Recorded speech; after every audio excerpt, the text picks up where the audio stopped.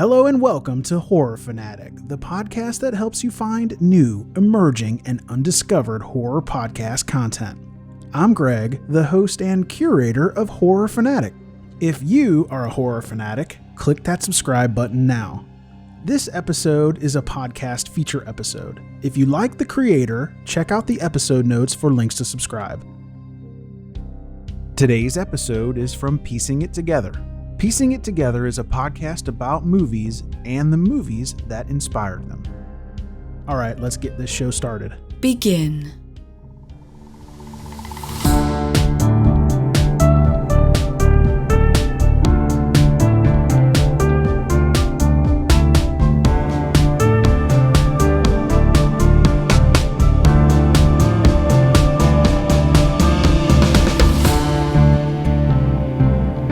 All right, welcome to another episode of Piecing It Together, the podcast where we take a look at a new movie and try to figure out what movies inspired it. And today on the show, we are talking about Deadstream, a new movie that just kind of came out of nowhere from writer-director Joseph Winter and Vanessa Winter, and starring Joseph Winter. And it's a found footage comedy horror film that I absolutely loved. And we have a great conversation coming up about it with filmmaker Josh Stifter, who's been on the show before, but he has a film out right now called Greywood's Plot. So we covered Deadstream, and then we're also going to talk about his film Greywood's Plot at the end of the conversation. So it's kind of a twofer episode today. We're talking about two movies. So that's coming up here in a second. Before we get to it, I do want to remind you, as always, to make sure you are subscribed to Piecing It Together wherever it is that you listen to podcasts. And we actually just switched podcast hosts. So now is especially an important time to make sure you're subscribed. Everything should have transferred over smooth, but, just in case, make sure you're subscribed wherever it is that you like listening to podcasts. And, of course, you can follow us on social media at PiecingPod and join our Facebook group, Popcorn and Puzzle Pieces, where we continue the conversation about all the movies we talk about here on the show. So with that said, let's talk about Deadstream. All right, we've got Josh Stifter back with us to talk about Deadstream, and I am so looking forward to talking about this movie. It's just so ridiculous. Josh, how are you doing? I'm doing really well. Yeah, I'm doing good. I'm excited. When you asked online if anyone wanted to talk about certain movies and Deadstream came up, I was like, oh, I'm so down. And I had just watched it like the day before. Yeah. And absolutely loved it. I've watched it twice again since. So I'm kind of obsessed with it. I absolutely loved it, and it fits in perfectly with some of the stuff like we've talked about on the show before. We did Malignant last year, which of course has gone on to a life of its own at this point. Yeah. But we have talked about our love of crazy over the top horror, and this fits squarely in that. And I think we'll have maybe some overlap from that conversation, but then also a whole lot of other aspects of when horror goes off the deep end in this movie, and that's of course what I love so much about it.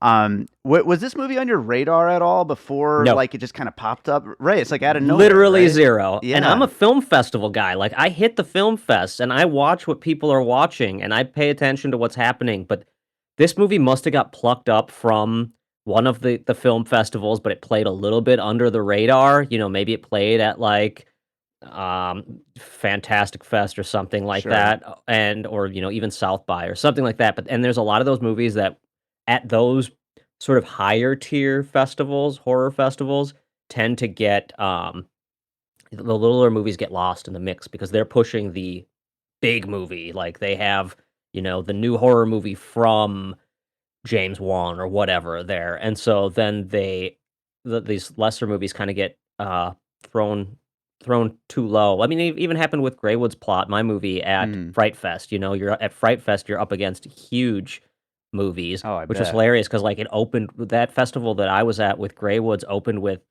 Neil Blomkamp's newest movie, and everyone went to it and walked out just like, what is that? Yeah. And then the rest of the festival, like everything was being compared to that in like a positive way. Like, well, at least it wasn't the Neil Blomkamp movie, which both as a positive and negative because I was going into it really hoping I was excited to see that movie, Yeah, and it was sure. not what I wanted, not what anyone really wanted, and now no one talks about that movie. Yeah. But yeah, I knew nothing about it. Then I saw Shudder posted it, and I was like, man, people are talking about this movie, and I'm a huge found footage fan. I know that found footage sometimes gets the crapped on. I don't know. I don't have a better way to say it, but Yeah, it fair gets the enough. short end of the stick. Mhm. But like every year, there's like 2 or 3 found footage movies that I'm like, I absolutely love this. I can't say that there's 2 or 3 drama movies I love every year, or Mhm. 2 or 3 of almost any other genre. So, yeah, this one I went into with knowing very little and was very surprised.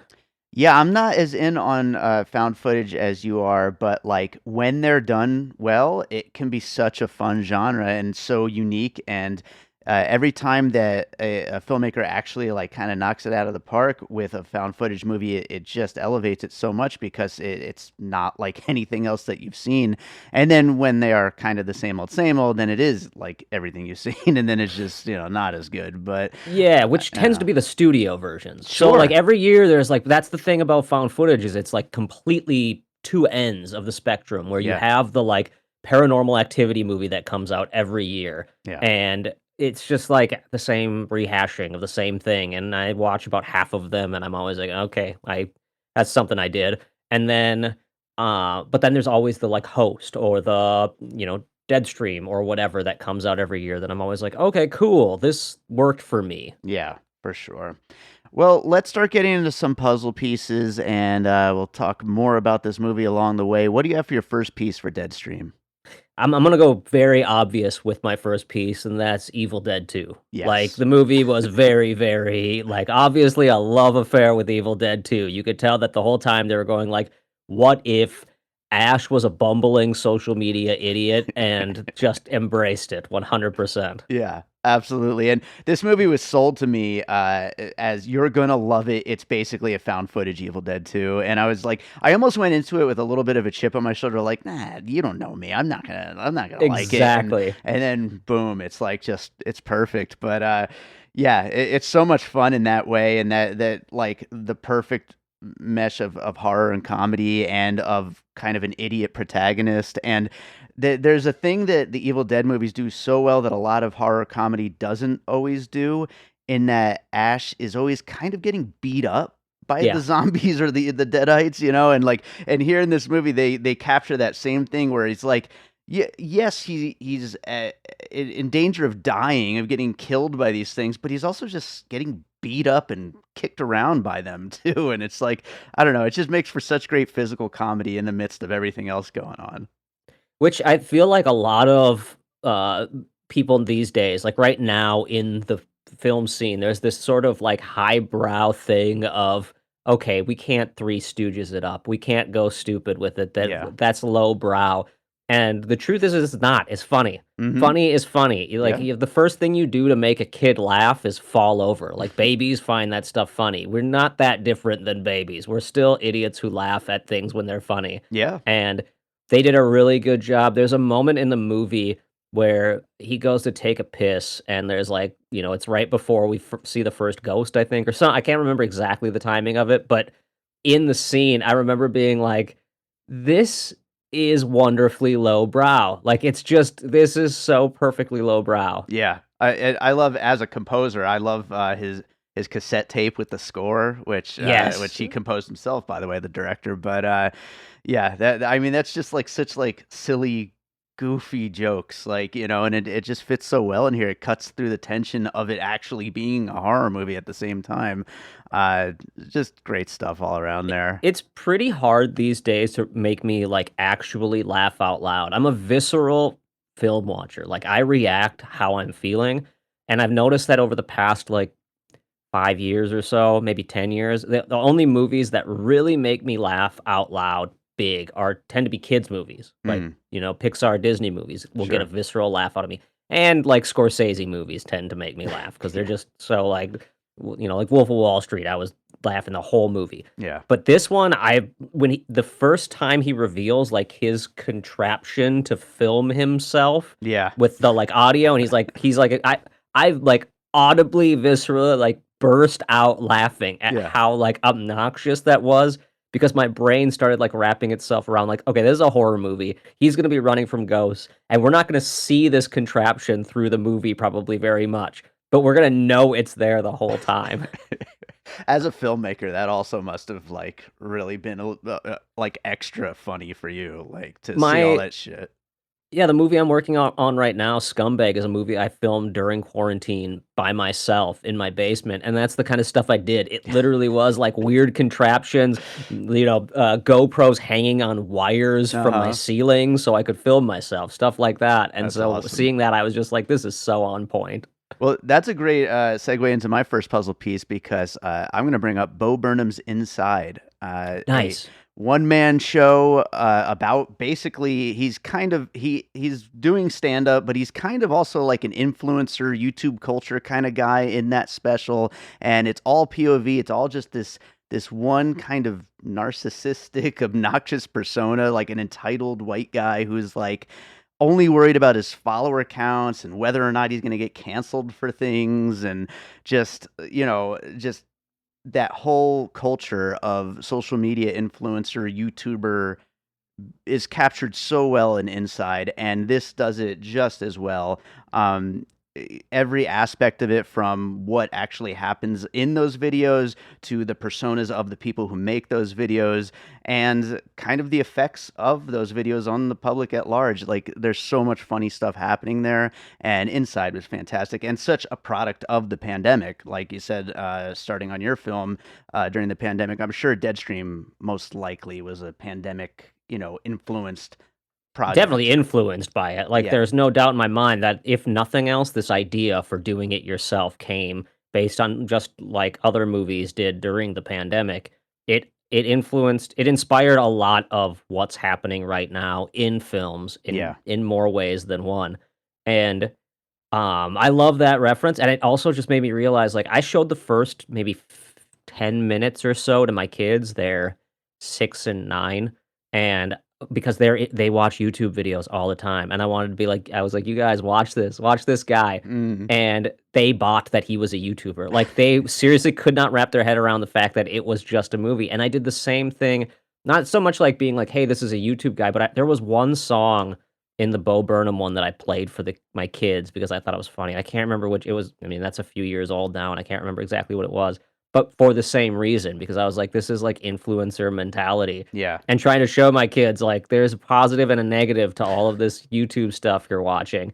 But they watched the first 10 minutes of this movie and were just like, "Can we keep watching?" And I'm like, "I'm gonna watch it first, and then I'm gonna let you guys watch it if it's not too bad." And honestly, I think I'm going to let them watch it as one of their early like forays into horror. Nice. Yeah. Although with that being said, my kids aren't, I don't like censor them. They can watch whatever the hell they want. I don't Sure. care. They choose to censor themselves. They won't watch horror. They won't watch anything, even PG-13 movies. They make me like show them the trailer and talk it through. When I was 9, if I could get my hands on an R-rated movie, it was like, oh, I'm sneaking this. I'm watching it when my parents are Sure. in bed. Like, I will be watching this. So it's Yeah. funny the difference. But he definitely hit the nail on the head as far as what these influencers are like, and I enjoyed seeing, like, the buildup of viewership as he was progressing and the Oh my God. questions and the Yeah. comments that were coming in because it truly is that I felt like that's what would happen. Like, it as much as this movie had it was a movie, you never were, like, truly believing that it was happening. Sure. They didn't care about that. It's still in that world, I felt like I would be tuning into this. My buddy would have sent me this and been like, "Look at this guy. He's like making this crazy video. I Yeah. can't tell if it's fake or real or what's happening, but you got to check it out." Yeah. And a lot of times in like these kind of screen life type movies where you're seeing YouTube in real time or any of that kind of stuff, like the comments are just generic, like whatever. But I feel like you could watch this movie and just focus on the comments, and there's probably so many jokes that you're missing by not looking at the comments on the screen during the movie, and there's so much funny stuff happening on there. There's a ton like the second time I watched it, that's kind of why I did was because I was curious what sort of stuff was popping up on screen, what people were saying, like the little details that I missed. And there is a ton, but it's still always it played in the world really well. Like, the questions and comments felt like they were actual questions and comments, and it almost makes me wonder if there was a certain point in the edit where they had friends watch it and, like, comment Oh, along as if they were actually watching and that's not smart. just try to be silly. I don't know that for sure, but it definitely felt like moments of that where it didn't necessarily feel like what the writers would have written and more like what actual people were saying. Yeah, no, that's great. That's a great idea. I bet they did do something like that. But what do you got for your next piece? Well, I'm gonna go the total opposite direction, but in the same idea of you went with like someone who made a movie on their own and did something solo. And there were moments of this where I couldn't help but think of a totally different movie, way outside of the box, but 127 hours, Okay. where I started thinking about that person alone, like even like I brought up the peeing scene. There's like the pee scene in 127 hours. And Sure. like there were these moments where I was like, man, there's these little tiny beats of how you make a movie with one person being stuck in a place by themselves, Yeah. and I thought of some other ones as well, and, kinda went like, "Well, it wasn't really that. It wasn't really buried. It wasn't really like this," but when you're trying to make a movie that's basically one person, for a big chunk of the movie, Yeah. and even when someone else gets involved, they're kind of alone even through that experience. I started to think about stuff like 127 Hours. So it's obviously a very, very different movie, but it's a fun concept to think about, especially as a filmmaker, thinking about, like, what is a movie that is just one person through most of the movie? Yeah. No, that's a great one. I like that, and yeah, it's such a tough genre to pull off, that like one person movie, and especially like stuck in one location for the most part. I mean, it is a house with different rooms, but it's still just the house. So yeah, I mean, it's such a hard thing to pull off. Kind of in that vein, my next puzzle piece, I haven't gotten a chance to do a fan film as a puzzle piece in a long time, but Never Hike Alone, the Friday the 13th fan Yeah. film. That's a guy with a video camera going on a solo hike, and he's documenting his trip with GoPros. And then, sure enough, Jason from Friday the 13th is there and kills him. But yeah, I mean, kind of a similar setup as this guy just going out into the middle of nowhere and ended up stumbling upon this place that's not, in Friday the 13th, not haunted, but this, masked killer is there. Yeah, it's fun because I never would have thought of those 2, but now that you say that, they're like the same concept done in almost exactly opposite ways. Sure. Like, their vibes are completely different. Their style and tone is way different. Yeah. But it's the same concept. Like, Yeah. when you really break it down, and it shows that I've always had this theory that if you gave 2 directors the exact same script. Robert Rodriguez talked about this on one of his episodes of The Director's Chair. He said he saw the script for Collateral, Michael Mann's movie Collateral. Mhm. The script was sent to him first, and he read it and was like, "I don't know how this movie is gonna work or That whatever." would be a And then wildly different movie, by the way. exactly, Yeah. and then Michael Mann got it and it became a very Michael Mann movie. Now, the script was probably pretty similar, and the essence of, like, taxi driver, this, serial killing hitman shows up, and it kinda turns into a slasher at the end. Those concepts kind of would have stayed the same, Mhm. but Rodriguez's version would have been so different than Yeah. Michael Mann's version, and I what you're saying in this kind of brings that up. The same concept, the same basic premise of, GoPros, person in their own location, evil shows up, but they're so different. Yeah, absolutely. Super serious to super comedy. Like it just shows how far an idea can be stretched in different directions. So yeah, what do you have for your next piece? Well, I'll go with the most obvious one, and it's Blair Witch. Like, Sure. there's the found footage genre, like we talked about, owes itself almost entirely to Blair Witch. Now, I know there were movies before that, but Blair Witch was the first one that really hit the mass market, and people just could not stop talking about. And it's fun to see how a movie like this takes that concept and now, geez, 30 years later, 25 years later, I don't even know how long ago Blair Witch came out, but how different it's become and how much people have progressed and how much easier it is. Like, Blair Witch was filmed on film, and Yeah. like it cost them money. Like they put money into that movie. And now you can make a movie with almost nothing and have so much more in it. I don't know what the budget was for this movie, but it used its budget perfectly well. Yeah. Whatever budget it had, I stopped paying attention to the budget like 15 minutes into the movie, Sure. and that's the sign of proper use of whatever budget you have. Yeah, absolutely. And yeah, I mean Blair Witch Project, like it just set the visual language for like all these movies, and this one follows it like kind of to a T until you start getting into all the screen life type stuff. And like I wasn't going to use it as a puzzle piece, but like the Searching and Unfriended, all these movies that take place on a screen. I mean, we see so much of the actual YouTube live stream that's happening, and so you get to see all that too, but all of that was inspired by the Blair Witch Project too. So it's like it's got its hands on all of these kinds of movies. Yeah, and I think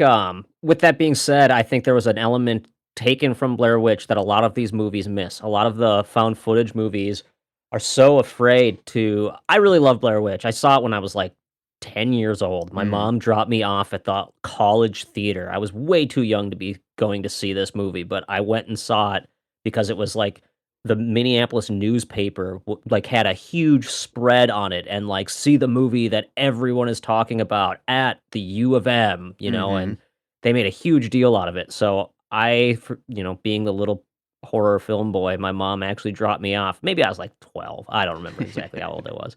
But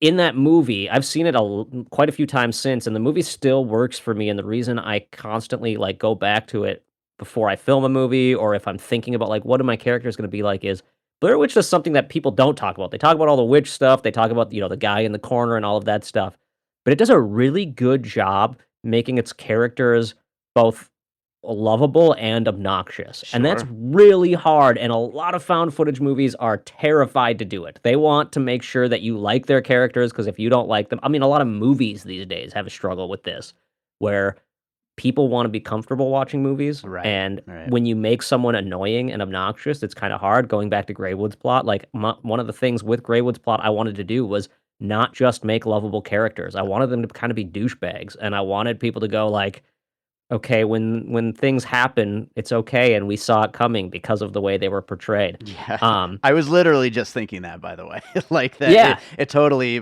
works in your film as well. So yeah, definitely, like having a character that isn't just a hero, quote unquote, and a villain, quote unquote, like the full characters.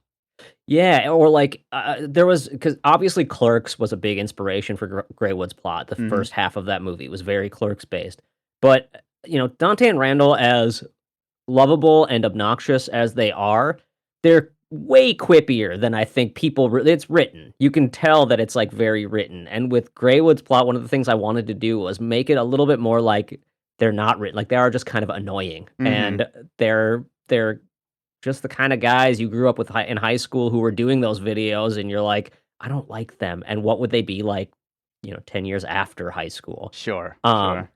So I think they did that really well with this, where as the movie started, I'm like, oh God, this is like a YouTuber that my kids would watch. I hate this guy. And then like 5 minutes in, I'm like, okay, he composed his own music. At least he takes this seriously. I read some reviews of the movie where people were like, I got pulled out because there is no way that he'd be able to stream through these iPads and click on buttons as he's going and stuff like that. And I was just like, number one, yes, there is. There's an app out there that can do that. And just because you don't know how to do that, this guy is like 10 steps ahead of you. So don't act like that's impossible. But also, who cares? Right. It's a movie. Like, you are way overthinking this if that's what you're taking from it.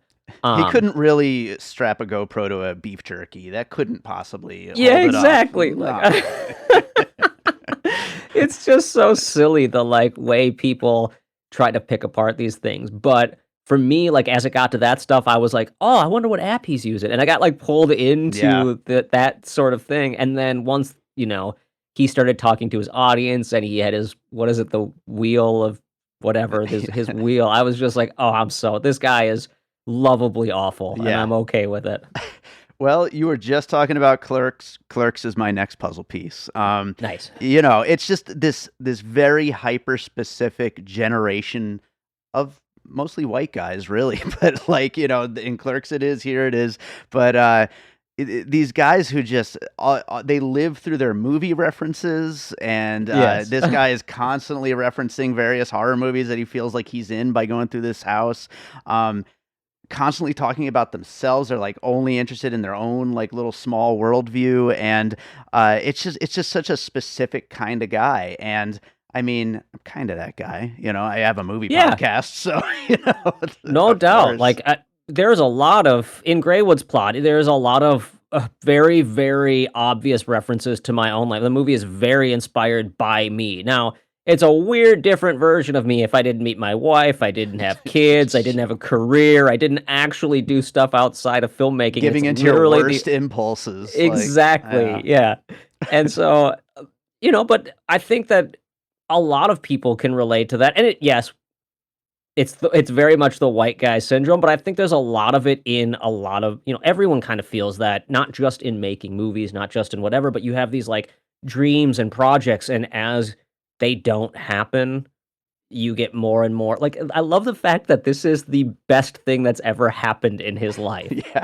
And you're just like, oh my God, you almost hope there's some like little bit of hope that it was fake the whole time, and this guy pulled off the most massive stunt ever. Oh yeah. To like, and we see the sequel is him being like, I got everyone, and I got canceled again, but I also became the most famous dude in the world. And like, you almost like are rooting for him in that way. The same way with Clerks, they're awful and miserable dudes, and the better version of that movie is Dante getting shot at the end, because that which is like the deleted version, right. Because of the fact that like they're just miserable human beings. Yeah. And I but they're also lovable. Like, I think there's a happy medium to that where you enjoy watching them because and it's almost like watching a train wreck a little bit. Yeah, absolutely. And he's such a fun guy to kind of root for, to lose, really. I mean, he's just so damn dumb, but at the same time he's lovable. So it's like it's such an interesting character. But what do you have for your next piece? I'm gonna go. Speaking of interesting and lovable characters, I couldn't help but think that the filmmakers behind this were fans of Ernest Scared Stupid. There was very much like this guy grew up watching Ernest and was like, I'm going to be obnoxiously over the top in my performance, and there was an earnest vibe to it. So I'm going with Ernest Scared Stupid, but just in general, Ernest. Like, there was a Jim Varney-ness to I this. love that. I love that. I write down in my notes sometimes a few quotes as I'm watching the movie, and the first thing I wrote down kind of feels like an Ernest thing, when he says, "How can haunted houses be overdone? I've never done one before." Like, yes, exactly. It's just so self-centered and just so ridiculous, Yes. Yeah. Ernest rules. Yeah, that sounds like, I know, and it sucks because Ernest Scared Stupid is easily my favorite one of the movies, and it's not like accessible anywhere. Every other Ernest movie is on there's like on the streaming platforms, and I've recently gone back and like watched them while under the influence of some beers on a Friday night. Sure. And I've thrown them on in the background because I'm like, I wonder if my kids would watch this with me. And I watch it going like, I think my kids would be like, why is this grown man doing these things? But at the same time, I watched him, I was like, oh man, there's like a weird innocence to this straight to VHS odd type of film that doesn't get made for kids anymore. And or even a type of acting that isn't very often done, which I liked about this movie. I watched this movie going like, man, I could probably show Deadstream at like Halloween at a party with my family and friends who don't really like horror movies, and they might enjoy it. And then as I'm watching it, I'm also like, they may find this to be the stupidest movie they've ever seen because of this performance. I don't know which way it's going to go. And to me, that's exactly what I love about it, he's so big and he's so like almost teetering on a Jim Carrey, Jim Varney big performance, but he also grounds it in horror so well that he has moments that feel like the funny, cool Bruce Campbell. You Yeah. know, like Bruce Campbell is kind of cool at times, even though he's also kind of stupid at times. He Yeah. finds that happy medium. Absolutely. I would combine Ernest, Jim Varney, Bruce Campbell, and then some other things that I was thinking about with the character specifically. I was thinking of some of the dumb people talking directly to the camera in shows like The Office and Parks and Rec, specifically Chris Pratt on Parks and Rec. I mean, the way that when our main character here in Deadstream like figures out clues and stuff like that, and he's like, oh, and he's like just so excited about these things and just so excited to like spout out to the camera that he figured something out and he knows what's going to happen now. Like all those things are like so childlike, I guess, in a way. And it kind of just adds to that character of YouTuber, because I imagine, I don't really watch any of those YouTube streams, but I imagine they have to have like a sense of excitement at all times from beginning to end. I mean, you see the thumbnail images on YouTube where they're like faces like, you know, shocked in the video. Like you have to imagine they have to constantly be like that. Dude, it is awful. Like, I can't believe he made it lovable in this. Right. And I think it boils down to the fact that like the movie is only whatever 80 minutes or whatever it is. Sure. And but like my kids will watch a movie that's like, or a YouTube video that's 80 minutes long, and they'll watch 4 of them in a day. Like I don't let them do that. They would if they could. Yeah. But they'll watch like these extremely long videos that the whole time from beginning to end, it doesn't matter what they're doing. If these guys are like, you know, playing paintball, that's something actually exciting, or playing Minecraft, the entire time they'll be like, oh my God, wow, look at that. Oh my gosh, we got to walk over here, go over there. Oh my God, guys, I can't believe, guys, this is crazy. They say guys so much. Oh God. The amount that the YouTubers say guys, it's become the new like of this generation. Yeah. Or bro. They say bro a lot. And I thought bro died in the 90s, but apparently not. It's back. And yeah, it's back. And so it's just constant. It's like, bro, you are not going to jump in that pool, bro. Like, do not do it. Do not do it. It is full of Jello, bro. Oh my God, bro, you did it, bro. Like, oh, it's awful. And that's like this guy. That's the kind of stuff this guy was doing. And at the beginning, I enjoyed the first, I showed the first 10 minutes to my kids and they watched it. And there's that scene where he's like on a dog sled in his underwear or something. And it's like just a ridiculous shot. And my kids were like, did he actually, like, can I watch that video on YouTube? I'm like, oh my God, guys, it's a joke making fun of that stuff. Like but it's true. That's what they do. That they hit the nail on the head. They love it. They love it.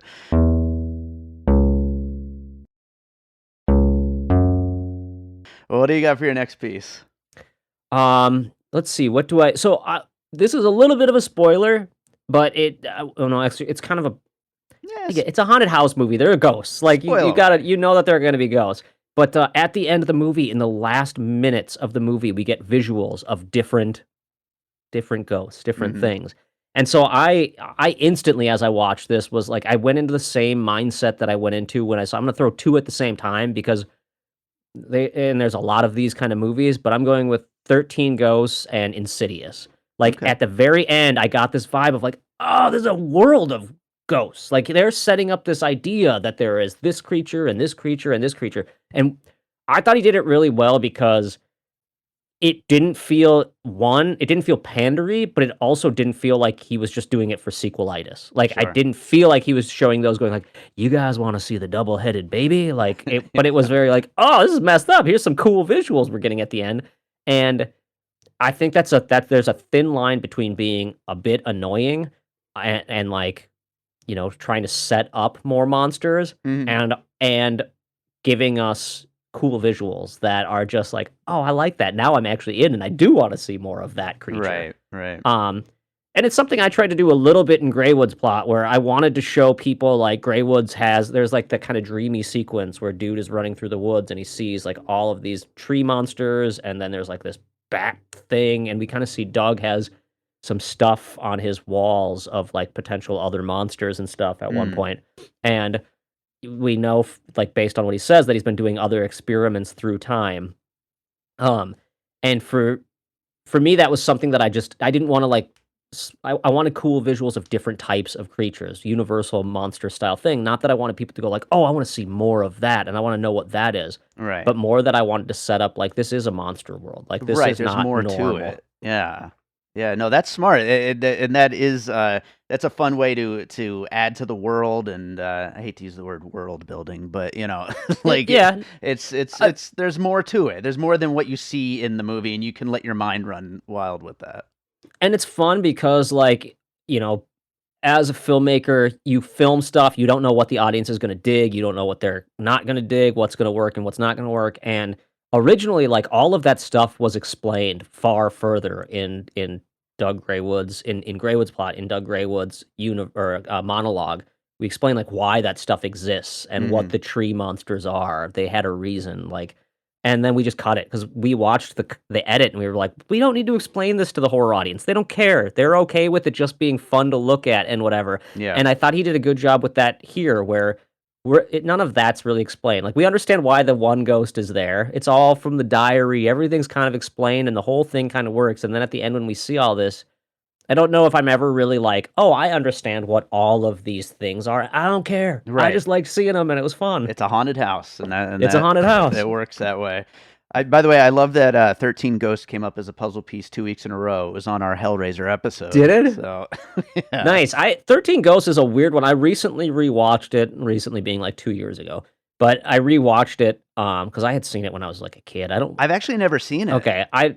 It's a remake. There's like an original version and then there's the remade version. And I've seen the original version like many, many, many, many years ago. And then I watched the remake a while ago. And then 2 years ago, I watched it again. And it's a flawed movie. Rewatching it, I'm like, there are some things in this movie that do not really work, but at the end are very based in the whenever it came out, early 2000s. Like they're at the music cues alone. I'm just like, oh man. Whew. But just like the intro to, I really love Event Horizon. It's one of my favorite horror movies. I think that movie is just a blast. But every time I watch it, I'm always shocked at the first, like the intro credits of that movie that are just straight up like late 90s, like techno rock, fun music. I'm like, how is this the intro song to this movie? We all like, this is so strange. But 13 Ghosts has some really cool visuals and goes pretty far with how nasty some of its stuff is. And this, when there was a couple of the monsters that you only see for like a beat, and I'm like, oh, that's nasty. That's cool. Yeah. And I think that's the key to it. And Insidious obviously did it as well with like all of the, setting up this universe of ghosts and then just building on it. And it's something that I've always really wanted to do as well. With like the Good Exorcist universe is the one that I would kill to be able to show the demons and what the demons are. It's why I started the Good Exorcist or the Father Gill comics, is because I want to be able to, even if I can't afford to make them myself, I can draw the pictures. So I'm going to show as many weird demons, the demon that pees bees and the, whatever else. I've got one, I just wrote an issue that I'm working on right now that's all about Father Gill being tortured by like a demon that looks like a goat-faced, weird, long monster with like hanging udders who's like attached to this like teenage girl through an umbilical cord that's coming out of her mouth. Like that's the kind of the visuals that I want to do, are these messed up visuals. And seeing these movies that do get away with it, it's always pretty cool. That's awesome. That is great. My final puzzle piece, and this one is too new to truly be an influence, but I think it makes a really great companion piece with Deadstream as a 2022 movie. Is another movie that I loved this year called Not Okay, starring Zoe Deutsch as an influencer who lies about being in a terror attack, and then her YouTube, social media influence goes through the roof, and another takedown of influencer culture. And she's so unlikable that they actually, and it's part of the joke, of course, but some people got their feathers ruffled on like the Twitters of the world and stuff like that. They actually put a warning at the beginning of the movie, warning this movie features an extremely unlikable female protagonist, which is hilarious, and people should have understood that that's a joke.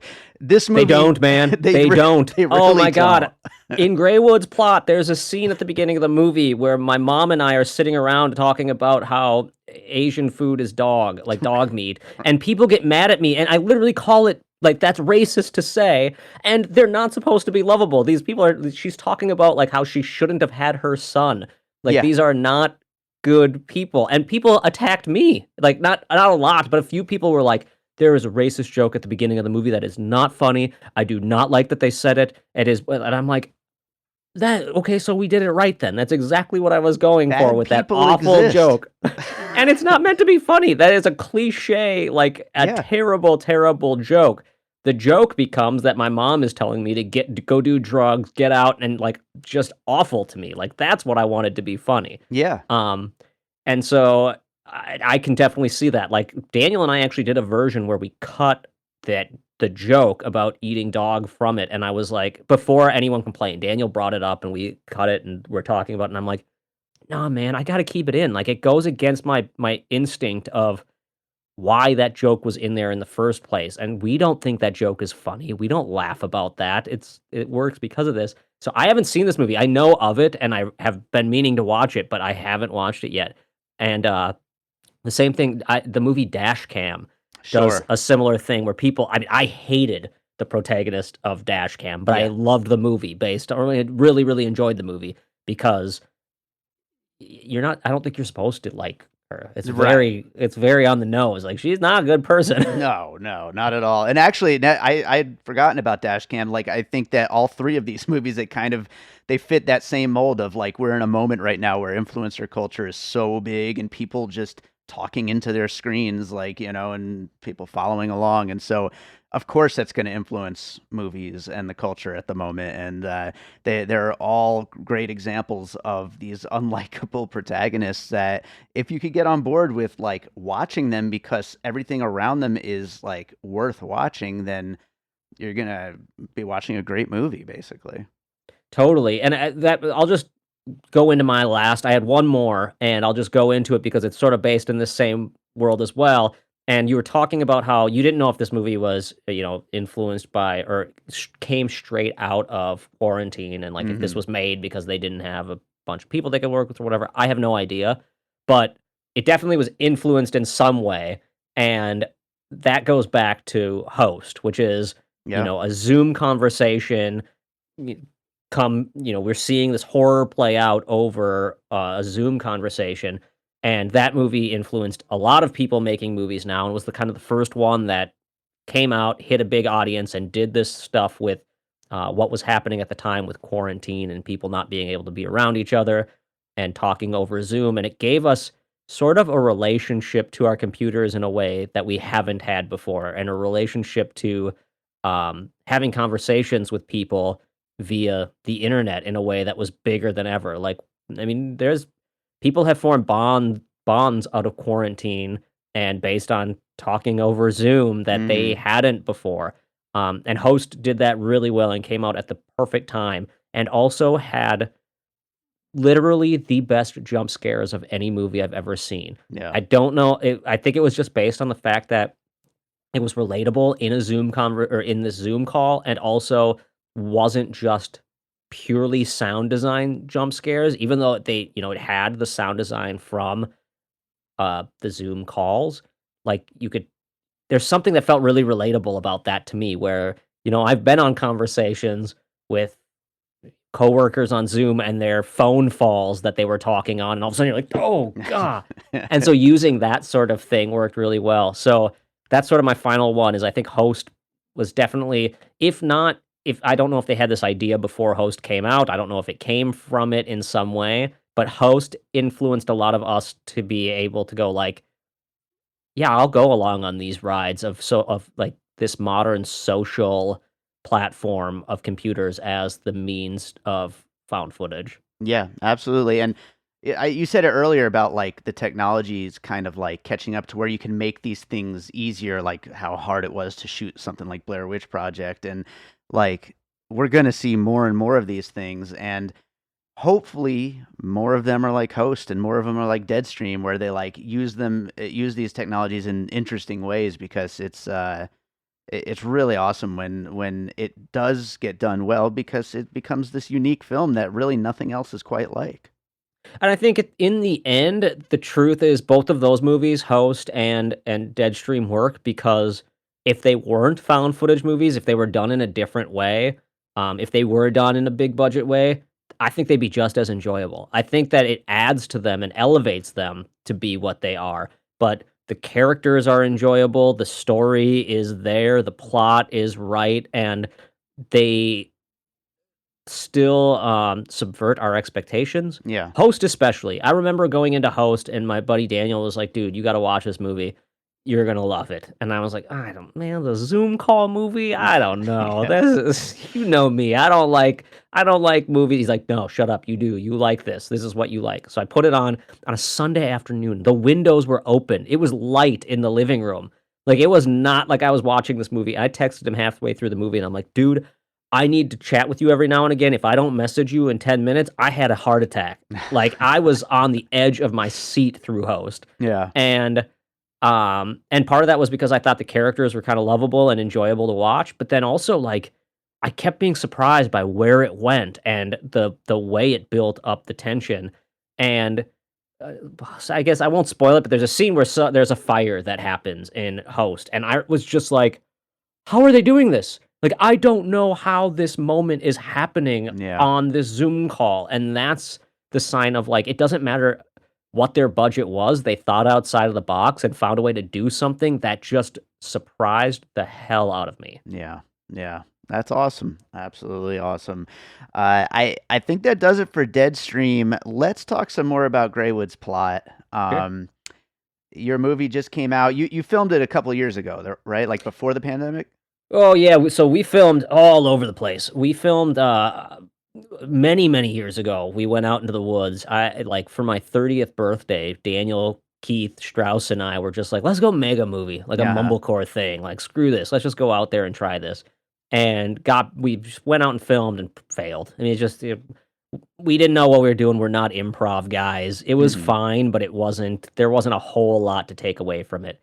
And so we kind of scrapped it, but at the same time, we're like, well, maybe we'll make something out of it still. We'll find a way to make it work as a short or do something like for YouTube with it or whatever. And then I got the call about Rebel Without a Crew and went and made my first feature, The Good Exorcist. So then I took a year off from working on Greywood's plot and made The Good Exorcist. And then after we got back, let's see, that was in 2017. And then in 2018, yeah, it was like the fall of 2018, I think, Daniel and I went through the footage and started looking at Greywood's plot again. And it was actually the last day of filming The Good Exorcist. I turned to Daniel. We had just wrapped, the martini shot, the final shot of the movie. We all cheers. We all laughed and cried and said our goodbyes. And as we were walking away, I was just like, hey, Dan, you know what we should do next? And he's like, yeah, I know Greywood's plot. And so we finished The Good Exorcist, went out into the woods in 2018 and filmed for basically a year, like just filming, on weekends, whenever we could. I wrote the script, so we had a better script, but then we were adding scenes to the movie until 2 weeks before we went to our first film festival. Like we literally were like, I had to send out the final Blu-ray or I don't know if we did a DCP or a Blu-ray or whatever for that film festival, but we were going to our first film festival and I was cutting the scenes, trying to get them ready for the Blu-ray and sent it out. And they're like, hey, we have it down that this movie is 79 minutes and it's at 84 right now. What happened? I'm like, oh, I added some stuff. And so, we got it done and then the pandemic happened. So that was the first film festivals were in 2019. And we were like talking about like, okay, let's find distribution, let's get it out there. And then 2020 hit and you know what happened. Sure. And so then we were sort of like, well, screw it. We're not in a rush to get it out there. Let's just sit on it for a hot second and see what happens. And we got into like Fright Fest. We got into some huge film festivals then waiting on it. And then after all that, Terror Films picked it up and we released and we got the movie. It came out a couple weeks ago on, Amazon, iTunes, all of the normal streaming platforms, and we did some screenings with them, and it's like kind of slowly rolling out and hitting its audience properly, and it's been a fun many-year adventure. Yeah. So my first question about it is with a many-year adventure like that and going back and filming all this new stuff, at what point does the overall story start to come about, that there's this videotape, there's some kind of creature, they're going to go out and try to document it, like, and then something happens while they're out in the woods doing that? Like, where does that all kind of congeal? Yeah, so I think so it started with I always wanted to make a movie where Dan played like a Dr. Frankenstein character or a Dr. Moreau character, and Yeah. I play the creature that he creates. I don't Nice. know why, but that always just sounded like a fun like, Daniel and I have been friends since we were in kindergarten. So we went to kindergarten together. We met, started making movies together as little kids, and had some uh, diverting moments where we thought we were going to go be pastors, and there was all sorts of different things along the way, and we ended up on Greywood's plot in our early 30s and late 20s. But I always had this concept that I wanted to do this movie, and then we went. Daniel and I both got married to other people. We had kids and did all this other stuff, and I just hit a certain point where I'm like, dude, we never made a movie. Yeah. Like, how did we get this far in life and we didn't do the one obvious thing? And so, like, a few years before Greywoods, we started shooting shorts and really trying to learn what we were doing through short films. And then, but through that whole time, I was sort of coming up with this concept. And I actually wrote a movie where a bunch of guys go into the woods trying to film a chupacabra. Yeah. And it turns out that in the script, mosquitoes are spreading like a zombie virus, and this was like pre-Walking Dead, pre-zombies. But the concept was like they get out in the woods. It's four friends. It was going to be me, Keith, Daniel, and then a guy I knew who's an actual like literal giant. He has like gigantism, so he's like this monster of a man. Mm. And I was going to have him play the one who gets bitten by the mosquito and becomes a zombie. And it's like three idiots and they're giant like. He's like the Terminator of a man who's now a zombie, and they have to try to stop him from killing them in the woods while they're trying to film the chupacabra. And obviously, the chupacabra had been bitten by this mosquito, and it was just a zombie dog, basically. So that's also plays into it. So anyway, that whole concept sort of like flipped, and it became okay. Well, what if we just break this down and simplify it, and we take that other concept, and it's you and two guys go in the woods after getting this tape. And they're trying to make a chupacabra documentary. Yeah. And then, the owner of the land is who he is and turns one of them into a Spider-Man. Originally, it was going to be a Spider-Man movie. Okay. Which is why there's a shot at the beginning of the movie where I Super 8 footage of a spider. And at that point, I'm like, a spider? What the hell does a spider have to do with anything? And it's in my little suicide video.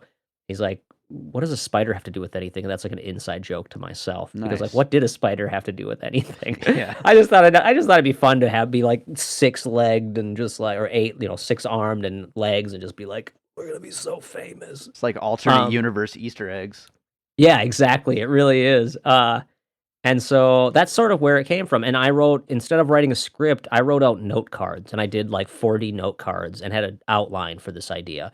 And then we went out in the woods and filmed for the first time. And then when I got back, I was just like, well, I'll take what we filmed and I'll write a script and what I learned on The Good Exorcist, and I'll build off that and write this script. So then I wrote the actual script that it became. Okay.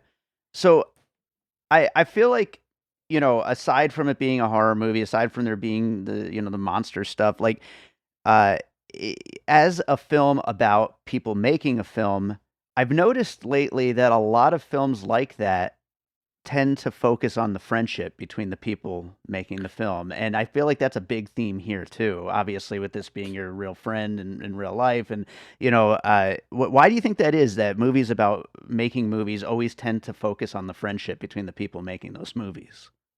Well, there's a one point that is like a major thing that I've learned through what I've done. But the other thing is I specifically wanted this to be the opposite of what most friendship movies are. Most friendship movies are about like these two guys who don't like each other and they sort of bicker, but they find friendship throughout the movie. And then at the end, they realize where their relationship or why their relationship is together. Sure. Tommy Boy, for instance, or whatever. Like most movies take that route.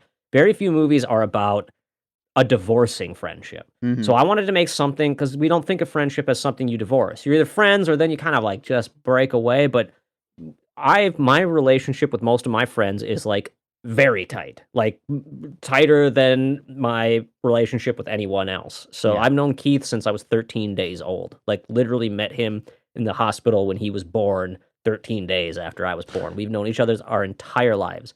And there is no divorce in Keith and I's relationship. Like we talk to each other, once a week or once every couple of weeks. We call each other and we just can BS, and it's like the conversation never ended. Yeah. And Daniel's the same way. We met in kindergarten. So I have these very, very tight relationships with people.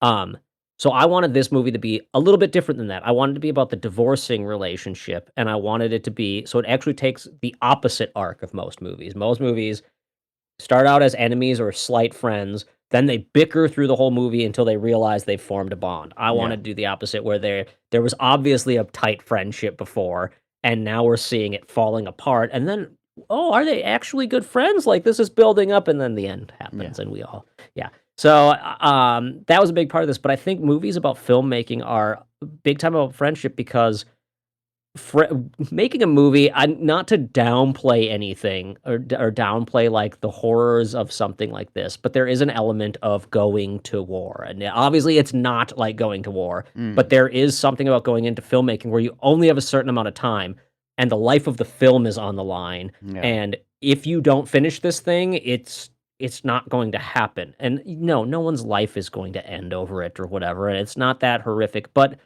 to an artist, it's a big deal. Like as you're going in to make it, it's a lot, and the hours are the worst of anything I've ever done in my life. Like we've shot some nights into days, into like going on Rebel Without a Crew which is the series, the reality series I made The Good Exorcist on. Yeah. And I was on camera 24 hours a day. I was always under the gun in some way. I had things going wrong and people were, videotaping it. Everyone was going to see it. So it was there was a lot of drama to it, and I think a lot of the times our first movies we make and the people who are there to help us make them are our friends.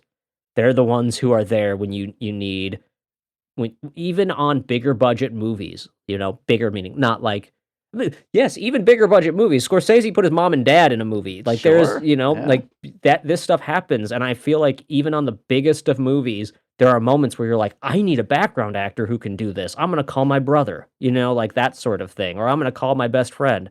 And so, I feel like that's a lot of the time where it comes from, is because we are making these movies with our friends, and it's something that we all relate to and is very personal to us. And, like those sort of, whether it's even just about making movies or just about these important moments in our lives, as an artist, making movies is very important to us. Yeah. But even if it's just, whatever, our friends are the ones that, we have around for these moments.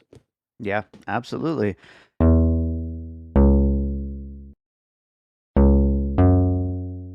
So, creature stuff I know is super important to you, and I'm just wondering a little bit about the process of coming up with designs, like how you get there. Oh man, so this is a late in life realization that's been coming up in a lot of interviews, and that is I am a visual person who doesn't have I don't have a visual brain. Mhm. Like I can't see things in my head when I talk about them. I can see the words, I can figure out what they are, but until I put them out into the world, draw the picture of it, it doesn't exist. There are a lot of artists, because it drove me nuts, because I watch artists who can draw these pictures that are like, pencil art that looks exactly like the thing that you're looking at, and Right. I can't do that. My brain doesn't work. There's not like I see this and it comes in and it comes out. Instead, it's like my hand and my brain can kind of connect, and all of a sudden there's like an eyeball hanging out of a face and tentacles coming out of a girl's mouth into a demon or whatever.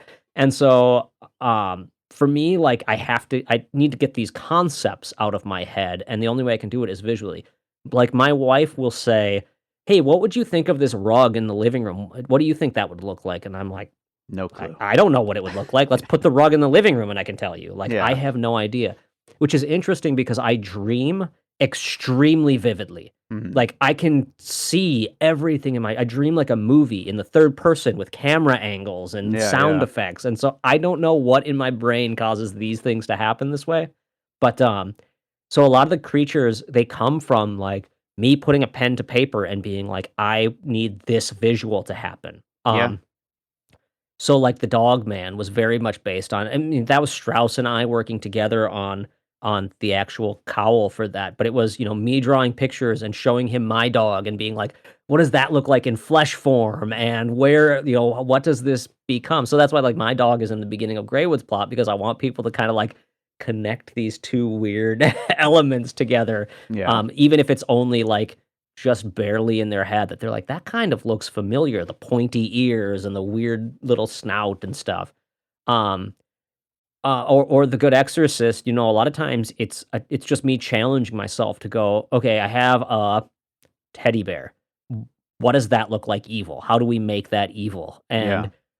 And so there's like a fun element of being like, okay, what do the teeth look like? What do the eyeballs look like? How do I add a tentacle to it? What do I do here? Nothing impresses me more. We talked about Malignant, and nothing impresses me more than when someone surprises me visually. Like, Mhm. I've seen so much. I've watched so many, and I'm the kind of person who watches every messed up movie. Like, Yeah. I'm desensitized to the point where I can watch anything, and I'm just like, "Oh, that was horrible stuff that happened, but it was a movie." Right. Like, Right.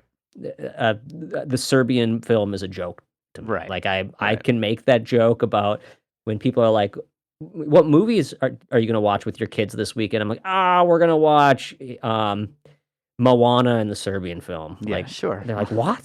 So, Double feature. uh, I don't yeah, dude, they go together. Yeah. Um, but when something does surprise me, like Malignant did, where, that movie builds to what you finally get to see, and I'm just like, "What is this?" Yeah. And it impresses my visual mind. That's what I love that, and that's where a lot of Greywood's plot stuff came from, where I'm like, "Okay, how can I surprise people in some way visually?" Whether that's, the mutilation that happens, or forcing one thing I've realized is a lot of people do visually see things in their head in a way that I don't. And so letting their imagination run with it can affect them more than showing it to them. So like a Yeah. lot of the facial mutilation stuff, I kept it out of focus in the scene. And there's people who will be like, "Oh, there's that one shot." And I'm like, that shot doesn't exist. Yeah. You don't You see saw that. something that never happened. That's funny. That's great. Well, I wrote down a few puzzle pieces here for your film, so I'm gonna run them by love it. you, and we'll see what you say. You already brought up Clerks as an influence, so we got that one out Totally. of the way. Obviously, Blair Witch Project I have on my list as well. But moving on from there, The Ring, which we could have talked about while talking about Deadstream as well, but getting this videotape that is, got some kind of weird supernatural thing happening on it.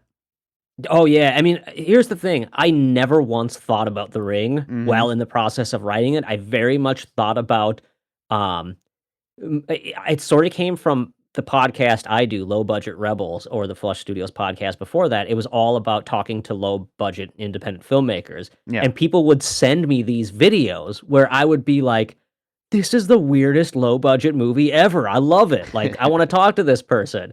And so there was this element of the surprise of getting that thing and being like, "What is this? I just got given a gift for the next podcast. Perfect. Yeah. This did it. I didn't have to go hunt for someone to be on the show. They brought it to me." Nice. But The Ring is definitely an influence in that, like, I always love the concept of getting the gift, getting the tape, the thing, and the horror that it becomes afterwards. And it's funny that you bring it up though, because I haven't thought about The Ring in a long time. And my son is really into creepypasta. Can't watch horror movies at all, but loves creepypasta concepts. Yeah, yeah. And so someone at school brought up The Ring and whether it was a creepypasta or not. And I was like, I don't think so. I think it's just a movie. Like, I think it's based on a Japanese or Korean film? I believe Japanese. Japanese film. And I was like, "Let's watch this. I'll show you what the little girl looks like, though." I love doing that to my 9-year-old. I'm like, Nice. "Look at this messed up thing, and let's see how far I can take it before he runs out of the room screaming." Yeah, that's a scary visual.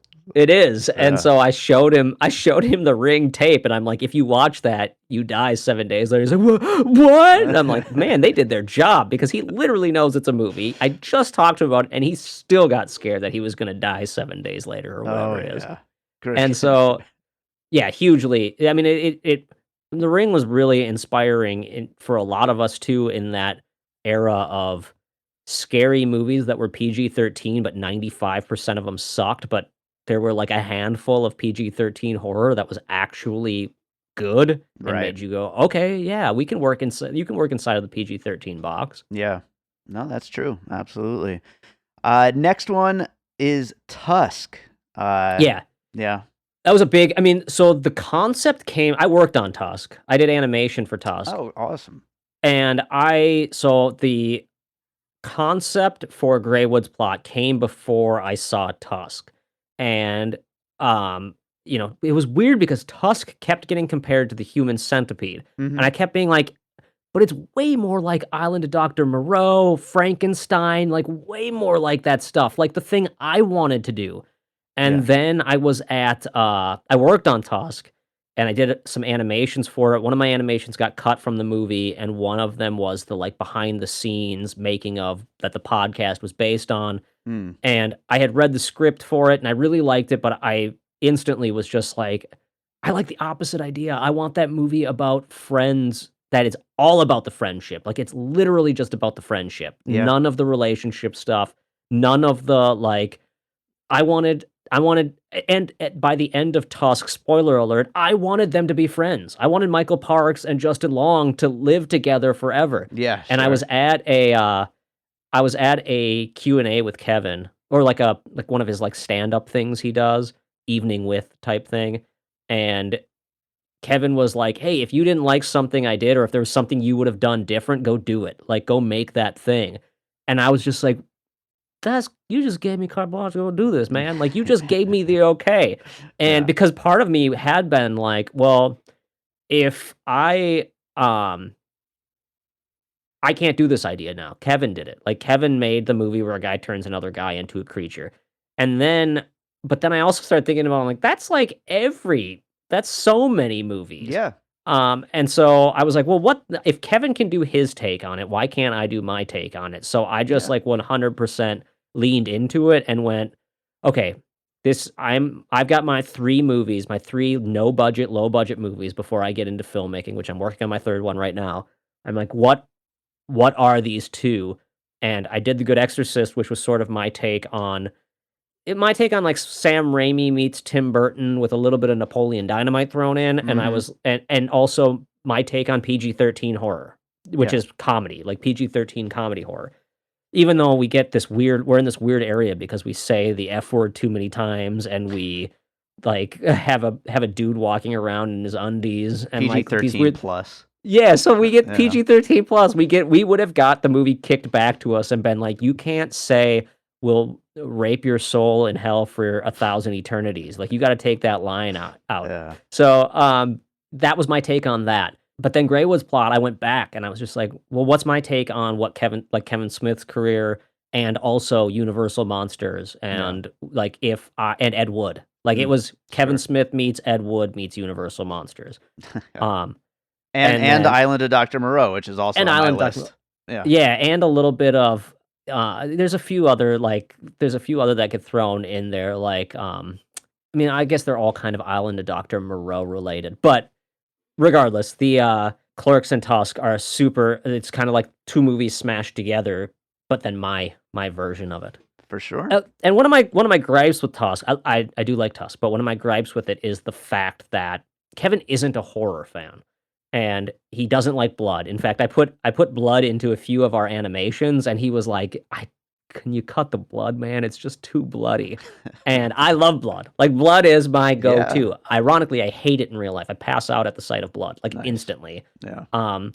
But in movies, I find blood to be amazing. And so one of my gripes with Tusk is that we never got to see that much blood. We never got to see the gore. We got to see and I think the the comedy is in like the walrus. I didn't want the comedy to be in the creature. The creature to me was important.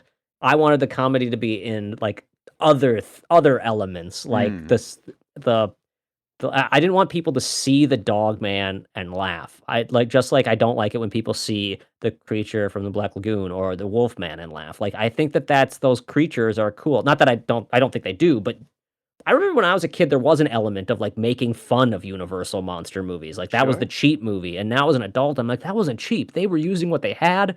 They were innovating. They were doing things that no one else had ever done. And that's kind of what I wanted to try to do. And not I want to do things that no one ever did. I think people have done stuff like what I've done, but something that I've never done, something that I've never seen done with like $2,000. Like I wanted Sure. to try to do it with nothing, like Ed Wood would have done. Yeah, absolutely. Last one on my list is Ben Wheatley's In the Earth.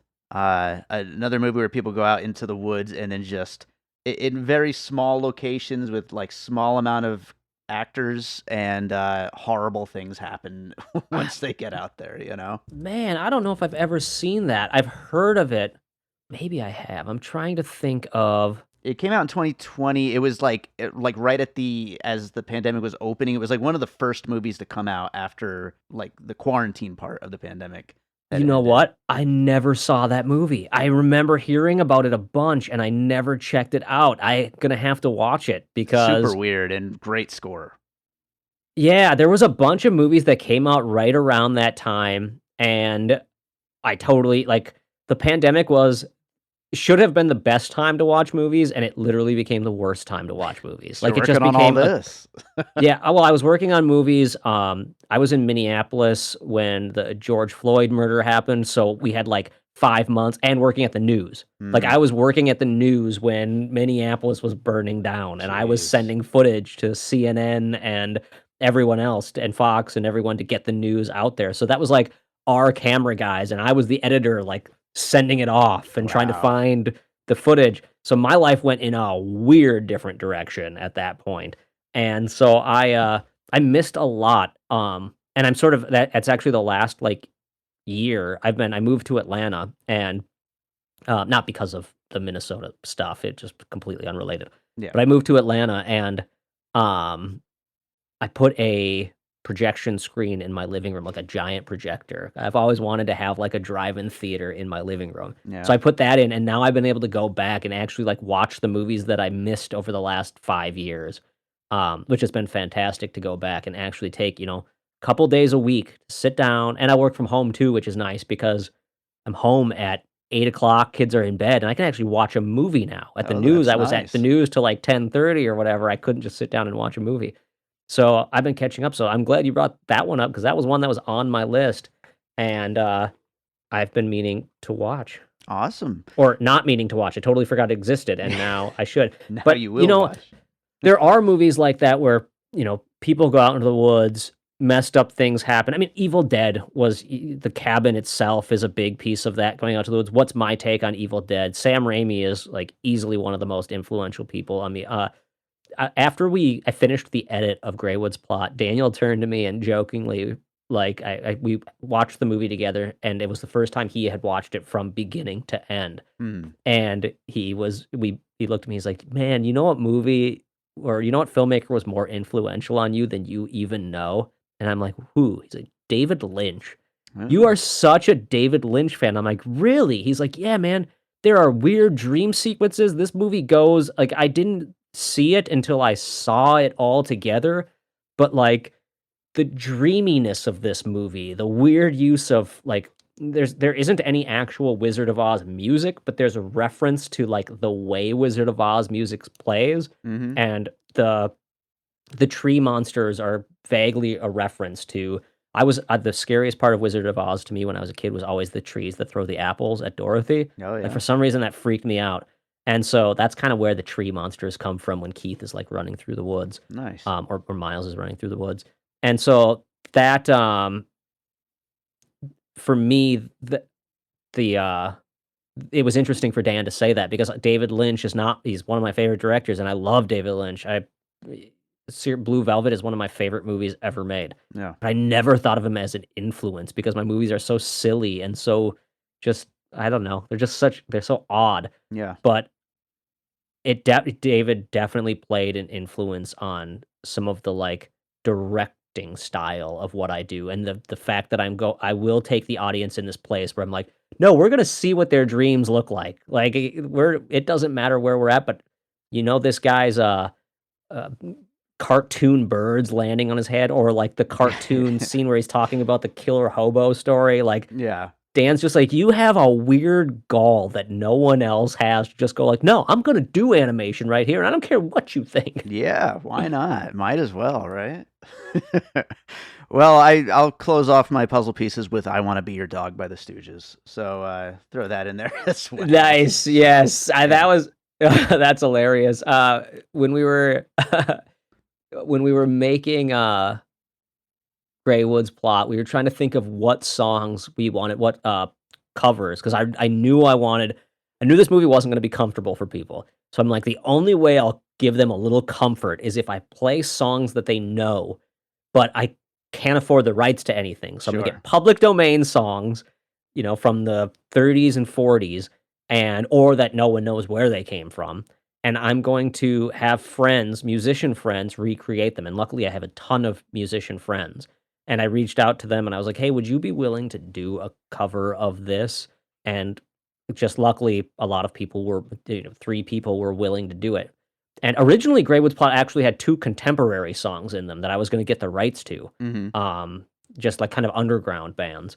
And I ended up cutting both of those songs out and replacing them with other tracks. Okay. But while we were thinking about songs, I remember at one point Daniel jokingly was like, we need something with dogs in it, like Get Along Little Doggies, but not that, but something like it. And I was like, I think we can use Get Along Little Doggies. Yeah, I think not? that's a old song that we can use. And we did, and that was one of the songs that made it into the movie. Nice. That's awesome. Yeah. It's fun when you can throw a little, again, it's almost like an Easter egg kind of thing, like getting a song that like just kind of fits in so perfect like that. Yeah, because in my head, the cabin was always more important. So it's Home on the Range, because home plays a big part of it. And Home on the Range also always kind of felt a little bit like There's No Place Like Home. For some reason, I always put those 2 things together, and there's a lot of Wizard of Oz concepts in this movie. So Home on the Range was a big one.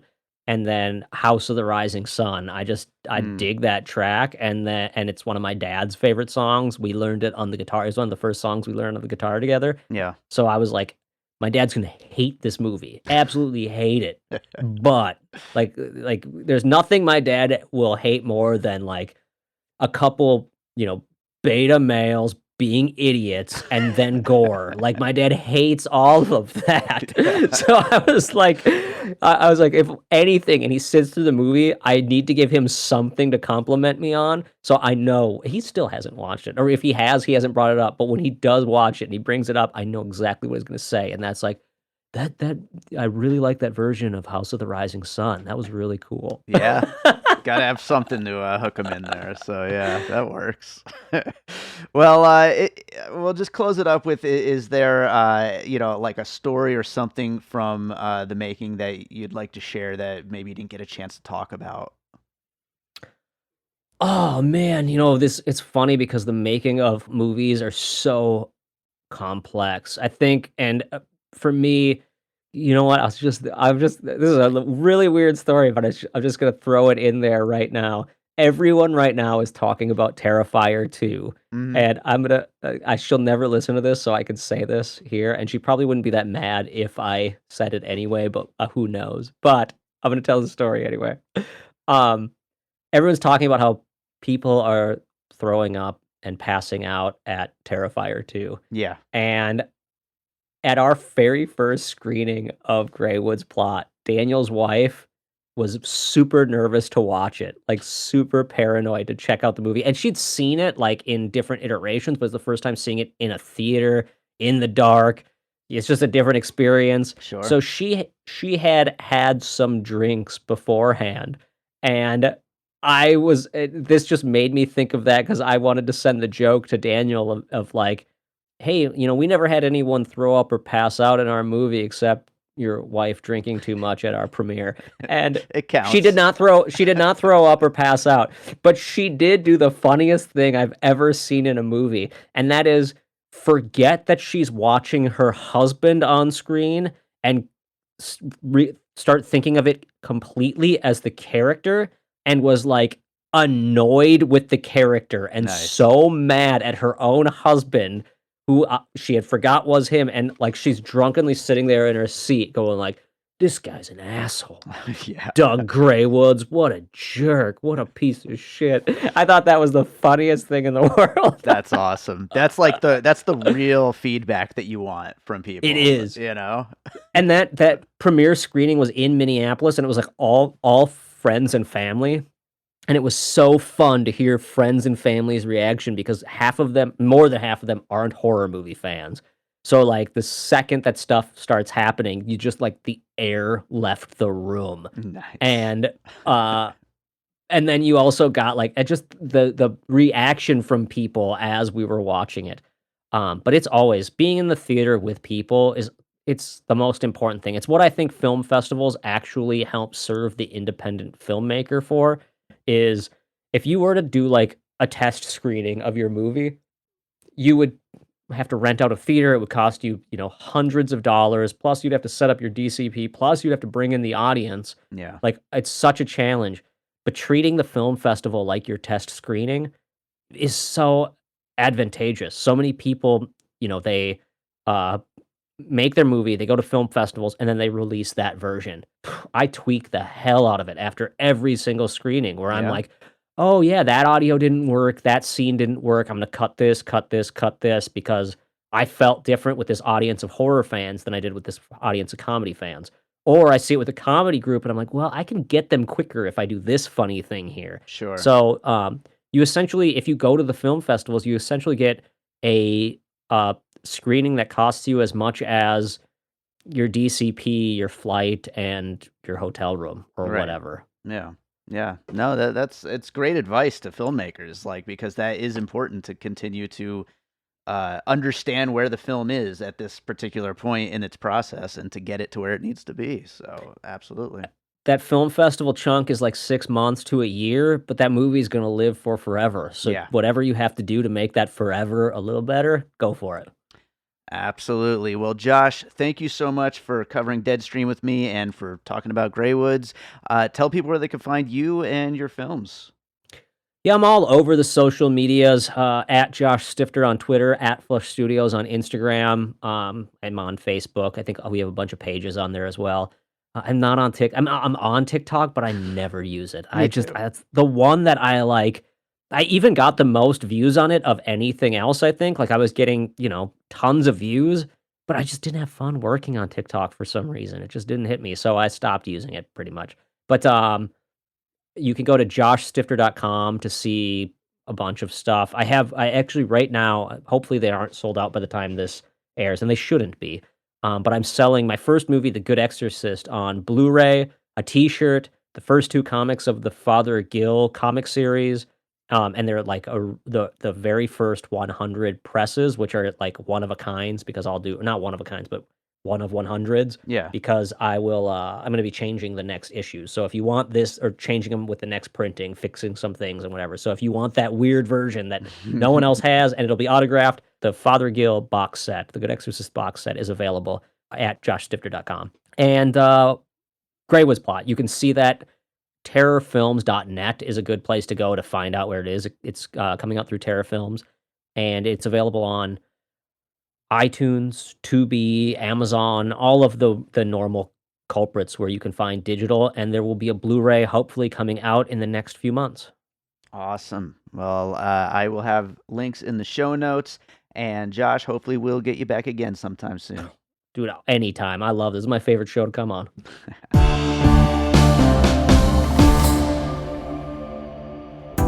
I'm Josh Bell. And I'm Jason Harris, and we co-host a podcast called Awesome Movie Year. Each season, we take a look back at an awesome year for movies, which is every year. We deep dive into these specific years, and we pick out why they were such great years for films. We go over the biggest hits, the biggest flops, the best pictures, some personal picks, some cult classics. Years we've covered in past seasons include 1994, 2003, 1977, and 1984, and we've got all of film history to look forward to. So check us out at awesomemovieyear.com or wherever you listen to podcasts. All right, I hope you enjoyed that conversation about Deadstream and also about Josh Stifter's new film, Greywood's Plot. Make sure you check out both of those films and make sure you are subscribed to Piecing It Together wherever it is you listen to podcasts.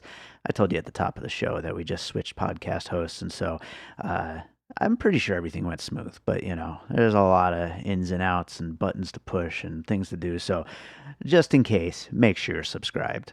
And of course, if you like what we do here on the show, you can rate and review us. We'd appreciate your 5 stars over on Apple Podcasts or Spotify or Goodpods, wherever it is that you could do that. We would definitely appreciate it. And we are on social media at Piecing Pod, both Twitter and on Instagram, and then our Facebook group, Popcorn and Puzzle Pieces. Last but not least, I want to let you know about our Produced by David Rosen Patreon, where I post bonus and advanced content from Piecing It Together, as well as bonus content from Awesome Movie Year and stuff from my music career. I am currently I'm done with my new album, More Content, which comes out later this year. I'm currently getting all the distribution things in order and all that kind of stuff, artwork, all those things, but it's coming soon. But I will be posting more snippets and sneak peeks on the Patreon, and people who subscribe to the Patreon will get to hear the album first. So sign up if you want. Lots of great content. So that's patreon.com/bydavidrosen. And speaking of my music, let's close this out with a piece of my music. And it being the Halloween season, I've been playing creepy and scary stuff from either my albums or various pieces I've made for things over the years. I'm going to go with an old track called The House. This will be a good one for this movie Deadstream, where this idiot goes into a house with cameras and it ends up being haunted. So yeah, let's go with The House. I don't even remember what this song sounds like. Hopefully it's good. It's from 2013, so it's pretty damn old, but yeah, let's play it. Why not? This is The House. It's an unreleased track of mine that was in some libraries and things like that. And hope you enjoy it. We'll be back with more Piecing It Together real soon.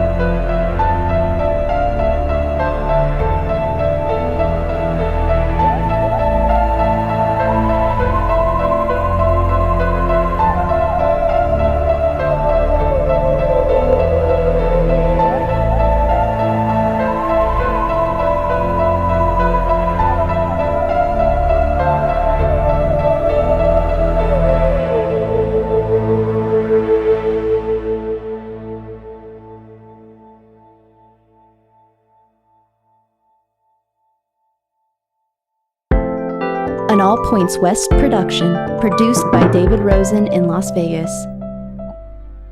Thanks again for listening to Horror Fanatic by Indie Drop-In Network. If you would like to nominate a podcast for feature, just send me a tweet at Indie Drop-In. Indie Drop-In Network has many other shows you might enjoy. You can check them out at indiedropin.com. I'll put all the links at the bottom of the show notes to make it easy. All right, see you next time.